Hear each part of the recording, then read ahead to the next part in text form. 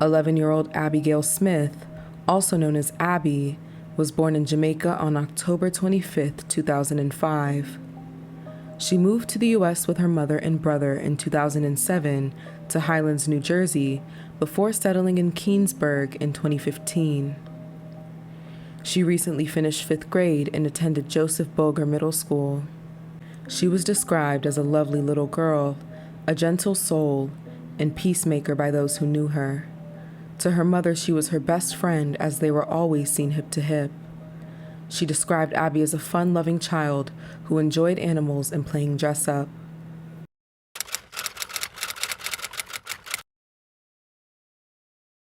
Her mother, Carol Bennett, last saw her at 8 p.m. when she asked her to take out the trash. When Abbie never returned home, she was reported missing within an hour at 9 p.m. Police immediately launched a missing persons investigation. They knocked on the doors of people in the apartments and even searched a few, but Abbie was nowhere to be found, and nothing seemed out of place. The following morning, they looked around the Hancock apartments once again. At around 10:20 a.m., investigators were searching behind the apartment complex when they spotted an object wrapped in a futon cover on a roof overhang. Upon closer inspection, they discovered the deceased body of 11-year-old Abbie. She was found with most of her clothes removed and bound with computer wires. An autopsy later confirmed that she was stabbed to death and she had been sexually assaulted. Police then decided to make a visit to the apartment in which her body was found under, Unit 16A.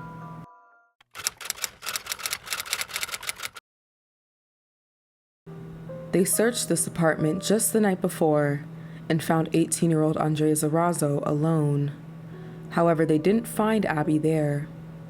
Abbie's mother also sent her brother to go knock on his door, but when he did, there was no answer, and the lights inside the apartment suddenly turned off. But this time, they found her body adjacent to his window, so they went upstairs to search his apartment again. Once Andreas answered the door, police asked if he would be willing to be interviewed, to which he complied. He was then taken to a police station where they held 2 interviews. He told detectives that he was out on errands at the bank and filling out job applications at businesses while she was missing. And then he went on a sermon about his troubled childhood and upbringing.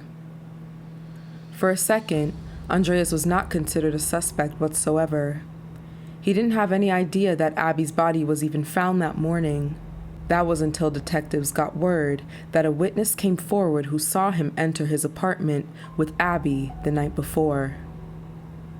That's when police decided to hold another interview, but this time recorded. Once confronted with the information, his story shifted. Andreas said that he was in the kitchen cutting up hot dogs when he heard a noise, left the kitchen, and went into the hallway to investigate. He admitted to stabbing Abbie by accident with the knife because he suddenly found her in his dark apartment and thought she was an intruder. When he realized he sliced her neck, he did not know what to do, so out of panic, he tossed her body out of his window and cleaned his apartment. He was asked, "You intentionally stabbed her in the neck knowing it would cause her death?" To which he responded, "Yes." It is speculated that he thought saying it was an accident would help him stay out of prison, since he previously expressed that he had a baby on the way with his girlfriend who lived in Edentown. When asked if he sexually assaulted Abbie, he denied it, but then said he had a tendency to black out traumatic events and would not be surprised if it was determined that he did. But investigators were not buying it. Bloodstains were found on his windowsill, along with a bloody knife. They believed that Abbie was held and assaulted against her will at knife point right before her death, and that it took place between 8 and 8:50 p.m.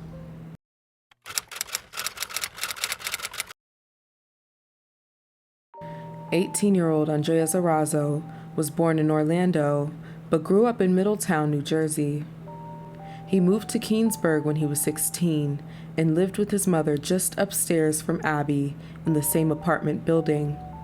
He would often fight with his mother, and a friend of his said his mother tried to save him by allowing him to stay with her just 6 months prior. He was described as controlling, paranoid, and as someone who would frequently lash out at people when he got angry. One of his friends said he literally had demons he was fighting. He was once a good student in high school, playing intramural football and basketball, but friends noticed he changed his junior year once he started hanging with a different crowd. He ended up not finishing high school, and in his police interrogations, he mentioned that he suffered from an untreated bipolar disorder. He allegedly spoke of a troubled upbringing, being raised by a single mother, has multiple psychiatric diagnoses, has been hospitalized for them multiple times, and has attempted suicide more than once. He was just 7 months past his 18th birthday when he committed the murder.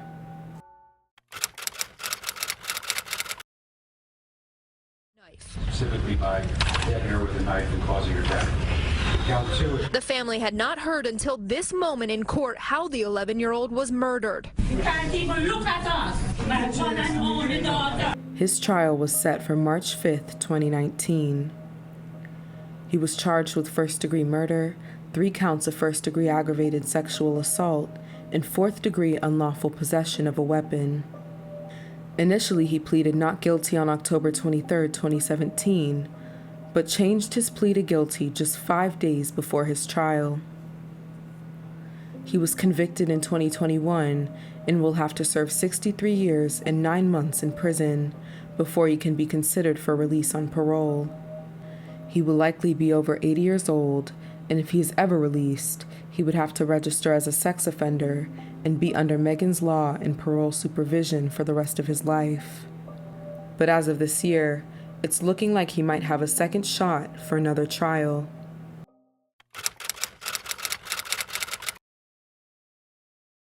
The New Jersey Appeals Court ruled in March 2022 that the police interrogating him violated his Miranda rights before his confession.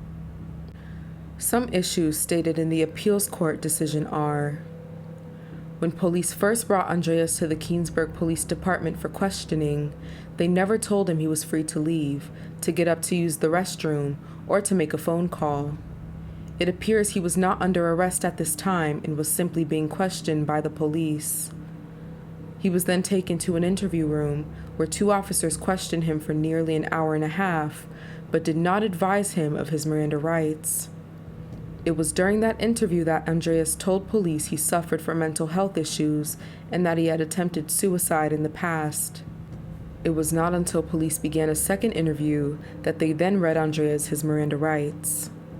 It was during this interview that he confessed to unintentionally killing Abbie after he said he suddenly found her in his apartment that summer night. After placing someone under arrest, police are required by law to tell the person the following: you have the right to remain silent. Anything you say can and will be used against you in the court of law. You have a right to an attorney. If you cannot afford an attorney, one will be appointed for you. They also assured him that the recordings could only be to his benefit, which is a false pretense of his Miranda rights. But police are claiming that since Andreas was only a potential witness at the beginning of the investigation, they did not have to read the 18-year-old his rights because he was not a suspect or in police custody. The appeals court stated that the police treated Andreas like a suspect when they took him from his home in the back of a police car and allowed him supervised breaks during the hours he was questioned in a small room. The appellate decision also states the second interview was a continuation of the first. It adds, the detectives exploited the information from the first to extract a confession in the second. The decision goes further, saying the detectives targeted Andreas with these tactics due to his age, lack of high school education, minimal experience with the criminal justice system, his mental health issues, as well as the many hours he already spent secure inside the police station. Andreas, who is now 23, can withdraw his guilty plea since his confession is no longer admissible in court, which leaves open the possibility of a retrial in the murder case. The prosecutor's office disagrees with the decision, with a spokesperson saying, "We are aware of the appellate court's decision and will be filing a petition for certification with the New Jersey Supreme Court because we believe this decision fails to align with the requirements of Miranda." Andreas' confession is not the only piece prosecutors used against him. DNA evidence connected him to the sexual assault, while a witness told detectives Abbie was seen going into his apartment. The community of Keansburg was left shocked, distraught, and grief-stricken upon learning of Abbiegail Smith's murder. In Andreas Arazo's trial, her mother had some words for him. As her mother, the pain will never leave me. I said this earlier and I am saying this again. I am haunted by recurring nightmares of the horror that my baby suffered at your aunt, Andreas Arazo. She died alone, she died frightened, and in pain. And he has yet to apologize for what he did. He is a hardened, cold-blooded sexual predator and a very dangerous criminal with a twisted mind. I stand here to intercede on her behalf. I believe that there is no punishment suitable for Andreas Arazo. Andreas Arazo haven't shown any remorse, sympathy, or empathy. 20-year-old. Her family held a funeral service almost 2 weeks after her death, but her father and sister in Jamaica were denied visas to attend her funeral. Sending an abundance of prayers and strength to Abbie's mother, brother, and the rest of her family and friends. May little Abbie rest in paradise and Andreas stay in prison. And thank you all for watching.